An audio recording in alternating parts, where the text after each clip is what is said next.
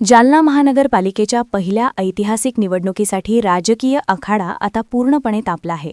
प्रत्येक पक्ष आपापल्या पद्धतीने मतदारांपर्यंत पोहोचण्याचा प्रयत्न करत असतानाच आज भारतीय जनता पार्टीच्या वतीने निवडणुकीच्या प्रचाराला अधिकृत प्रारंभ करण्यात आला. आज 4 जानेवारी रोजी सकाळी 9 वाजता भाजप महानगर अध्यक्ष भास्कर दानवे यांच्या प्रमुख उपस्थितीत हा सोहळा पार पडला. जालना शहरातील संभाजीनगर परिसरात असलेल्या बालाजी मंदिरात विधिवत पूजन करून भाजपने विजयाचा संकल्प सोडला आहे. यावेळी संभाजीनगर परिसरातील शेकडो पदाधिकारी आणि कार्यकर्ते मोठ्या संख्येने उपस्थित होते.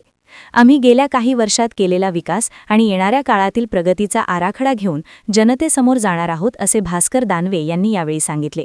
विशेष म्हणजे पहिल्यांदाच होत असलेल्या या महानगरपालिका निवडणुकीत भाजपने पूर्ण ताकदीने उतरण्याचा निर्णय घेतला असून धार्मिक स्थळावरून प्रचाराचा प्रारंभ करत त्यांनी मतदारांना साथ घातली आहे.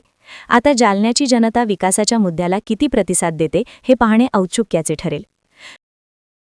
निश्चितच जालना महानगरपालिकेच्या निवडणुकीच्या अनुषंगानं आज भारतीय जनता पार्टीच्या सर्व उमेदवारांच्या सह संभाजीनगरचं वैभव असलेलं व्यंकटरमणा गोविंदा बालाजी मंदिराच्या समोर आम्ही सर्व उमेदवारांसह वडीलधारी माणसांच्या हस्ते आज नारळ वाढवून या ठिकाणी प्रचाराचा शुभारंभ केलेला आहे.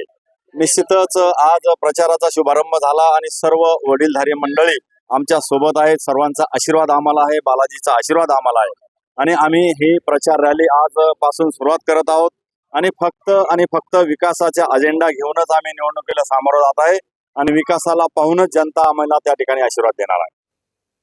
प्रतिनिधी निकिता गुंजकर, NTV न्यूज मराठी, जालना.